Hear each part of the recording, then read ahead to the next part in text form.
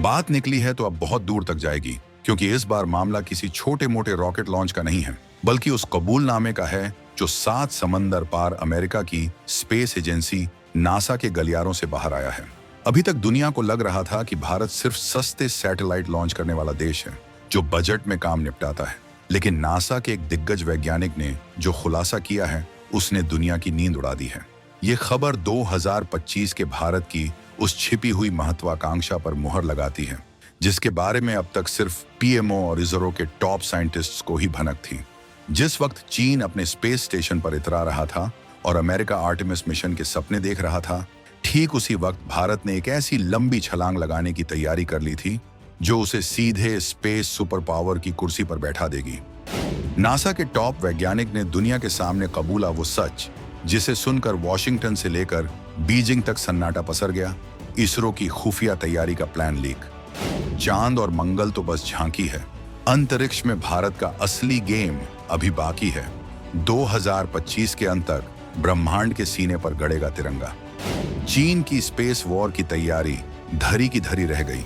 भारत ने चुपचाप एक्टिवेट किया ऐसा सिस्टम जो दुश्मन के सैटेलाइट्स को भी कर देगा अंधा। अमेरिका भी जिस तकनीक के लिए तरस रहा था, भारत के वैज्ञानिकों ने उसे जुगाड़ और जीनियस दिमाग से सच कर दिखाया। दुनिया ने माना स्पेस गुरु का लोहा। नासा के वैज्ञानिक ने साफ शब्दों में चेतावनी दे दी है कि अगर दुनिया ने अभी भारत को हल्के में लिया तो अगले 5 सालों में अंतरिक्ष का पूरा नक्शा बदल जाएगा। आखिर वो कौन सा सीक्रेट प्लान है जिसने नासा जैसी एजेंसी को भी भारत की तारीफ करने पर मजबूर कर दिया? आखिर इसरो की लैब्स में ऐसा क्या पक रहा है जिससे चीन के पसीने छूट रहे हैं? और सबसे बड़ा सवाल, क्या भारत सच में अंतरिक्ष का नया बॉस बनने जा रहा है? हम आपको बताएंगे इस धमाकेदार खबर की पूरी कहानी, तो बने रहिएगा वीडियो पर। और इस संबंध में आपके जो भी विचार हों कमेंट में लिखकर जरूर बताइएगा।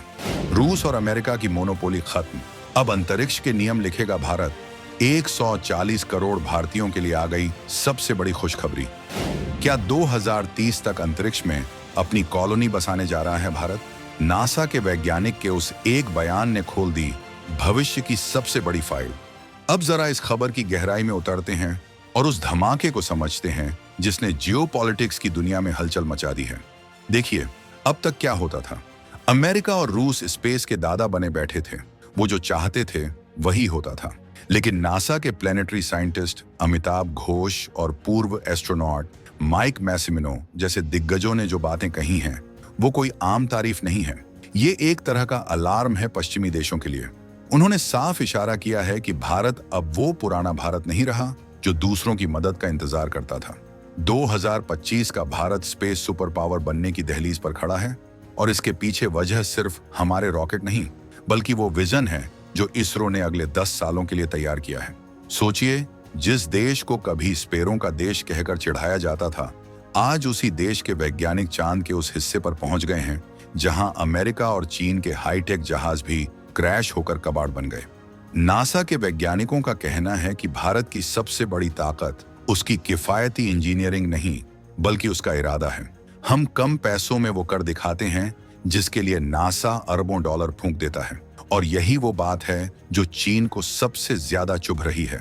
चीन को डर है कि अगर भारत इसी रफ्तार से आगे बढ़ता रहा तो ग्लोबल स्पेस मार्केट में उसकी दुकान बंद हो जाएगी।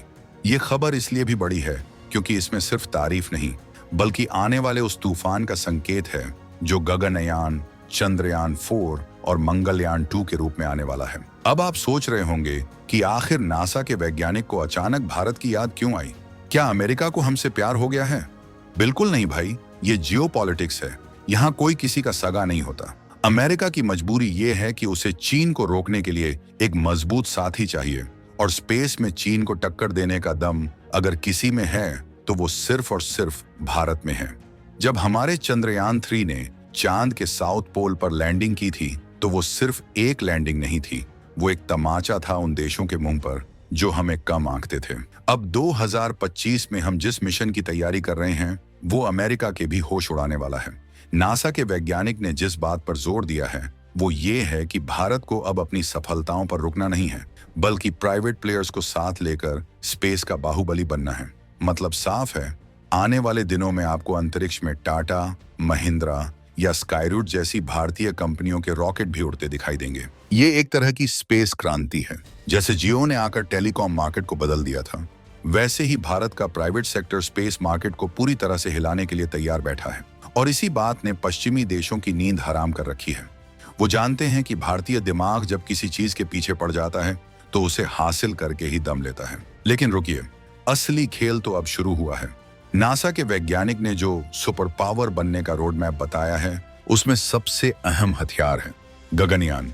ये मिशन सिर्फ इंसानों को स्पेस में भेजने का नहीं है, बल्कि ये दुनिया को ये बताने का है कि भारत अब किसी भी मामले में पीछे नहीं है। 2025 का साल इसरो के लिए गगनयान वर्ष घोषित हो चुका है। कल्पना कीजिए उस पल की जब एक भारतीय रॉकेट भारतीय जमीन से भारतीय एस्ट्रोनॉट्स को लेकर अंतरिक्ष की गहराइयों में जाएगा। ये दृश्य ही पाकिस्तान और चीन जैसे जलने वालों के सीने पर सांप लौटने के लिए काफी होगा। गगनयान मिशन के तहत हम सिर्फ स्पेस में जाकर वापस नहीं आएंगे, बल्कि हम वहां ये साबित करेंगे कि हमारे पास वो लाइफ सपोर्ट सिस्टम बनाने की तकनीक है जो अब तक सिर्फ 3 देशों के पास थी। हमारे ग्रुप कैप्टन शुभांशु शुक्ला और उनकी टीम जिस तरह की ट्रेनिंग ले रही है, उसने नासा के इंस्ट्रक्टर्स को भी हैरान कर दिया है। नासा के पूर्व वैज्ञानिक का कहना है कि भारत की एक क्षमता उसे उस एलिट क्लब में शामिल कर देगी जो स्पेस के नियम तय करता है। अब तक हम दूसरों की टैक्सी में बैठकर स्पेस जाते थे, जैसे राकेश शर्मा सोवियत रॉकेट में गए थे। लेकिन अब गाड़ी भी हमारी होगी, ड्राइवर भी हमारा होगा और रास्ता भी हम खुद तय करेंगे। अब थोड़ा सस्पेंस खोलते हैं उस मिशन का जिसे ब्रह्मास्त्र कहा जा रहा है। बात हो रही है चंद्रयान 4 की।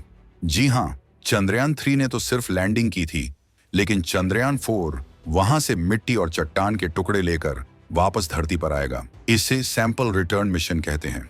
और भाई साहब, ये तकनीक इतनी जटिल है कि अच्छे अच्छे देशों के पसीने छूट जाते हैं। इसमें 2 रॉकेट लगेंगे, स्पेस में डॉकिंग होगी, यानी 2 जहाज आपस में जुड़ेंगे, रोबोटिक आर्म निकलेगा, ड्रिलिंग होगी और फिर वो वापस धरती पर आएगा। नासा के वैज्ञानिक मान रहे हैं कि अगर भारत ने ये कर दिखाया और जिस तरह से इसरो की प्लानिंग चल रही है वो कर भी दिखाएगा, तो समझो स्पेस माइनिंग की दुनिया में भारत की एंट्री हो गई। चीन ने अभी हाल ही में चांद से सैंपल लाए हैं, लेकिन भारत का प्लान उससे भी एक कदम आगे का है। हम चांद के उस हिस्से से सैंपल लाएंगे जहां पानी होने की सबसे ज्यादा संभावना है। सोचिए, अगर भारत ने चांद के पानी का पक्का सबूत दुनिया के सामने रख दिया तो पूरी दुनिया की साइंस कम्युनिटी को भारत के आगे नतमस्तक होना पड़ेगा। ये वो विजन है जो भारत को सुपर पावर बनाता है। हम सिर्फ झंडा गाड़ने नहीं जा रहे, हम वहां संसाधन खोजने जा रहे हैं जो भविष्य में हमारी ऊर्जा जरूरतों को पूरा कर सके। लेकिन कहानी में एक ट्विस्ट और है। स्पेस में सुपर पावर बनने का मतलब सिर्फ चांद तारों तक जाना नहीं होता, बल्कि अपनी धरती की सुरक्षा करना भी होता है। और यहीं पर एंट्री होती है नाइसार सैटेलाइट की। ये नासा और इसरो का जॉइंट मिशन है जिसे जून 2025 के आसपास लॉन्च करने की खबरें आ रही हैं। ये अब तक का सबसे महंगा और सबसे एडवांस रडार सैटेलाइट है। आप इसे अंतरिक्ष में भारत की तीसरी आंख कह सकते हैं। ये सैटेलाइट बादलों के आर पार देख सकता है, दिन हो या रात, इसकी नजर से कुछ नहीं बच सकता। वैसे तो इसे क्लाइमेट चेंज और खेती के लिए बताया जा रहा है, लेकिन समझदार लोग जानते हैं कि इसका स्ट्रेटेजिक महत्व क्या है। चीन की सीमा पर अगर 1 इंच भी जमीन खिसकती है या कोई बंकर बनता है तो निसार की नजर उसे पकड़ लेगी। नासा के वैज्ञानिक भी जानते हैं कि भारत के पास इस सैटेलाइट का कंट्रोल होना कितनी बड़ी बात है। ये भारत को सर्विलांस के मामले में अमेरिका के बराबर लाकर खड़ा कर देगा। हिंद महासागर में कोई पनडुब्बी छिपी हो या हिमालय की चोटियों पर कोई हरकत हो रही हो, भारत के पास अब ऊपर से सब कुछ देखने की ताकत होगी। ये वो तकनीकी बढ़त है जो हमें चीन के मुकाबले एक अपर हैंड देती है। अब बात करते हैं उस लाल ग्रह की जिसने हमेशा से इंसानों को ललचाया है। मंगलयान 1 ने तो पहली ही बार में कमाल कर दिया था, लेकिन अब बारी है मंगलयान 2 की। और भाई, इस बार हम सिर्फ ऑर्बिट में चक्कर नहीं काटेंगे। इस बार इरादा मंगल की लाल जमीन पर उतरने का है। और सुनिए, सबसे बड़ा सरप्राइज, इस बार भारत मंगल पर अपना हेलीकॉप्टर भी उतारने की फिराक में है।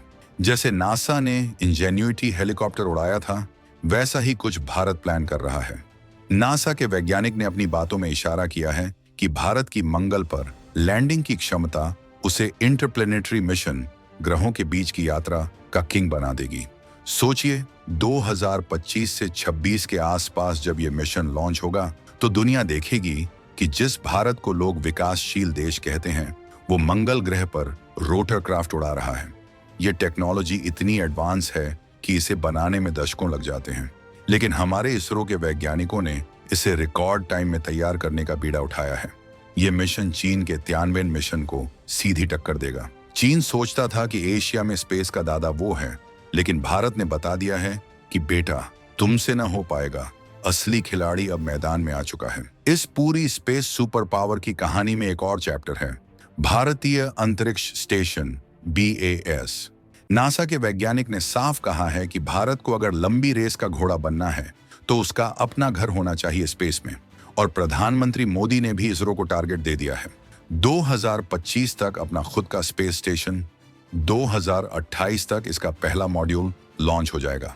मतलब अभी तक हम अमेरिका के इंटरनेशनल स्पेस स्टेशन ISS या चीन के तियांगोंग की फोटो देखते थे, लेकिन बहुत जल्द हमारे एस्ट्रोनॉट्स हमारे खुद के स्टेशन में बैठकर चाय की चुस्कियां ले रहे होंगे और वहां से धरती को निहार रहे होंगे। ये सिर्फ गर्व की बात नहीं है, ये स्ट्रैटेजिक जरूरत है।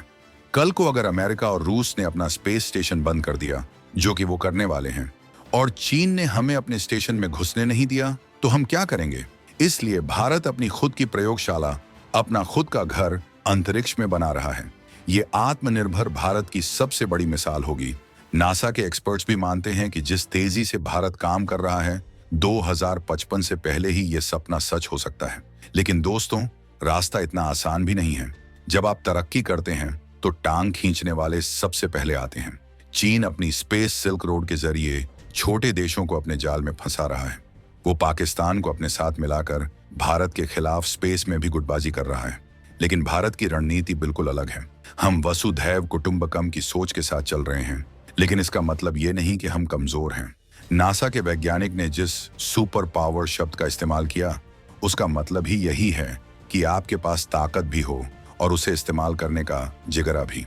भारत ने अपनी स्पेस पॉलिसी में बदलाव करके प्राइवेट कंपनियों को जो छूट दी है, उससे स्काईरूट और एग्निकुल कॉस्मोस जैसे स्टार्टअप्स ने कमाल करना शुरू कर दिया है। ये स्टार्टअप्स छोटे सैटेलाइट्स को सस्ते में लॉन्च करके चीन के मार्केट को खा रहे हैं। दुनिया भर की कंपनियां अब अपने सैटेलाइट लॉन्च करवाने के लिए श्रीहरिकोटा की तरफ देख रही हैं, न कि चीन की तरफ। ये आर्थिक चोट चीन को सबसे ज्यादा दर्द दे रही है। भारत स्पेस को सिर्फ विज्ञान नहीं, बल्कि एक व्यापार और सुरक्षा कवच दोनों तरह से देख रहा है। अब जरा इस पहलू पर गौर कीजिए कि डोनाल्ड ट्रंप के दोबारा राष्ट्रपति बनने के बाद अमेरिका और भारत के स्पेस रिश्तों में क्या बदलाव आया है। ट्रंप हमेशा से अमेरिका फर्स्ट की बात करते हैं, लेकिन स्पेस में उन्हें भी भारत की जरूरत है। नासा के वैज्ञानिक का यह बयान ऐसे ही हवा में नहीं आया है। अमेरिका जानता है कि रूस के साथ उसके रिश्ते खराब हो चुके हैं और स्पेस स्टेशन में रूस उसका साथ छोड़ रहा है। ऐसे में भारत ही वो एकमात्र भरोसेमंद साथी है जो कंधे से कंधा मिलाकर चल सकता है। आर्टेमिस अकॉर्ड्स पर साइन करके भारत ने पहले ही साफ कर दिया है कि हम चांद पर इंसानी बस्ती बसाने के मिशन में अमेरिका के साथ हैं। लेकिन हम वहां जूनियर पार्टनर बनकर नहीं, बल्कि बराबरी के हिस्सेदार बनकर जा रहे हैं। इसरो चीफ एस सोमनाथ ने भी साफ कर दिया है कि हम सहयोग तो करेंगे, लेकिन अपनी शर्तें और अपनी तकनीक नहीं छोड़ेंगे। ये जो नया एटीट्यूड है भारत का, यही हमें सुपर पावर बनाता है। हम तकनीक मांग नहीं रहे, हम तकनीक साझा कर रहे हैं। एक और महत्वपूर्ण बात जो इस रिपोर्ट में छिपी है, वो है स्पेस डॉकिंग एक्सपेरिमेंट, स्पेडेक्स। सुनने में ये टेक्निकल लगता है, लेकिन सरल भाषा में कहें तो ये अंतरिक्ष में दो सैटेलाइट्स को आपस में जोड़ने की कला है। ये वही टेक्नोलॉजी है जो स्पेस स्टेशन बनाने के लिए चाहिए, और ये वही टेक्नोलॉजी है जो किसी दुश्मन के सैटेलाइट को पकड़कर उसे नष्ट करने के लिए भी इस्तेमाल की जा सकती है। हालांकि हम शांतिप्रिय देश हैं, लेकिन तैयारी पूरी रखनी पड़ती है। इसरो ने इसकी सफल टेस्टिंग की तरफ कदम बढ़ा दिए हैं। नासा के वैज्ञानिक इस बात से भी इम्प्रेस्ड हैं कि भारत बिना ज्यादा शोर मचाए कितनी शांति से इतनी जटिल तकनीकों पर महारत हासिल कर रहा है। जबकि दुनिया के बाकी देश प्रोपेगेंडा में लगे हैं, भारत चुपचाप अपनी स्पेस आर्मी तैयार कर रहा है। सैनिकों वाली नहीं, बल्कि सैटेलाइट्स और टेक्नोलॉजी वाली आर्मी। तो कुल मिलाकर मंजर ये है कि 2025 का साल भारत के लिए एक लॉन्च पैड है। यहां से हम जो उड़ान भरेंगे वो हमें सीधे 2047 के उस सपने तक ले जाएगी जहां भारत एक विकसित राष्ट्र होगा, और उस विकसित राष्ट्र की पहचान होगी उसका स्पेस प्रोग्राम। नासा के वैज्ञानिक का बयान तो बस एक शुरुआत है। आने वाले समय में दुनिया देखेगी कि कैसे भारत का तिरंगा सिर्फ धरती पर नहीं बल्कि पूरे सौर मंडल में शान से लहराएगा। हमारे वैज्ञानिकों की तपस्या, हमारे नेतृत्व की दृढ़ इच्छा शक्ति और 140 करोड़ देशवासियों की दुआएं, ये वो ईंधन है जो इसरो के रॉकेट को किसी भी विदेशी रॉकेट से ज्यादा तेज और ज्यादा दूर तक ले जा सकता है। चीन चाहे जितनी भी साजिशें रच लें, पाकिस्तान चाहे जितना भी रोले, भारत की स्पेस ट्रेन अब स्टेशन से निकल चुकी है और ये सीधे सुपर पावर वाले स्टेशन पर ही रुकेगी। अब सवाल ये है कि क्या हम यानी आम भारतीय इस बदलाव के लिए तैयार हैं? क्या हम अपने बच्चों को डॉक्टर इंजीनियर के साथ साथ स्पेस साइंटिस्ट बनने के लिए प्रेरित करेंगे? क्योंकि नासा के वैज्ञानिक ने एक बात और कही है, अगली पीढ़ी ही इस सुपर पावर के ताज्जुब को बरकरार रख पाएगी। भारत में टैलेंट की कमी नहीं है, बस जरूरत है उस आग को भड़काने की, और इसरो की ये सफलताएं वही काम कर रही हैं। गांव देहात का बच्चा भी अब रात को आसमान देखकर ये सपना देखता है कि एक दिन वो भी चांद पर जाएगा। यही बदलाव है, यही वो क्रांति है जो भारत को अजेय बनाती है। अंतरिक्ष अब दूर नहीं है, वो हमारी मुट्ठी में आने वाला है। आज जब हम 2025 में खड़े होकर पीछे मुड़कर देखते हैं तो यकीन नहीं होता कि साइकिल और बैलगाड़ी पर रॉकेट ले जाने वाला इसरो आज दुनिया को रास्ता दिखा रहा है। ये सफर संघर्ष का रहा है, लेकिन अब समय डोमिनेंस का है। नासा के वैज्ञानिक की बातें सुनकर हर भारतीय का सीना गर्व से चौड़ा हो जाना चाहिए। हमने दिखा दिया है कि संसाधन कम हो सकते हैं, लेकिन संकल्प अगर बड़ा हो तो ब्रह्मांड भी छोटा पड़ जाता है। दुनिया अब भारत की तरफ उम्मीद से देख रही है, चाहे वो क्लाइमेट चेंज से निपटने के लिए निसार का डेटा हो या भविष्य की ऊर्जा के लिए चांद का हीलियम 3। भारत अब ग्लोबल प्रॉब्लम सॉल्वर बन चुका है। यानी दोस्तों, एक बात तो साफ है, अगला दशक made in India space technology का होने वाला है।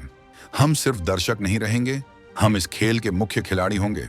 गगनयान जब उड़ेगा तो वो 140 करोड़ धड़कनों को साथ लेकर उड़ेगा, और जब हमारा स्पेस स्टेशन बनेगा तो वो आसमान में भारत की संप्रभुता का प्रतीक होगा। तो दोस्तों, तैयार हो जाइए एक ऐसे भविष्य के लिए जहां खबरों में नासा या स्पेसएक्स नहीं बल्कि इसरो की धूम होगी। क्या आपको लगता है कि भारत 2030 से पहले चीन को पछाड़कर एशिया का सबसे बड़ा स्पेस बॉस बन जाएगा?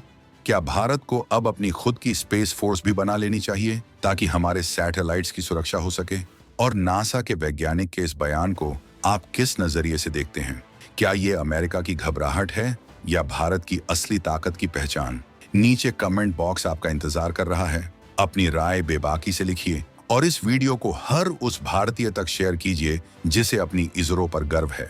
और रुकिए, कहीं जाइएगा मत, क्योंकि अगले वीडियो में हम उस सीक्रेट हथियार का पर्दाफाश करने वाले हैं जिसे डीआरडीओ और इसरो मिलकर बना रहे हैं। एक ऐसा हथियार जो अंतरिक्ष से ही दुश्मन के ठिकानों को ट्रैक करके उस रोंगटे खड़े कर देने वाली रिपोर्ट को देखने के लिए चैनल को सब्सक्राइब करके बेल आइकन जरूर दबा लें।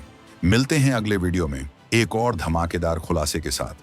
तब तक के लिए जय हिंद, जय भारत।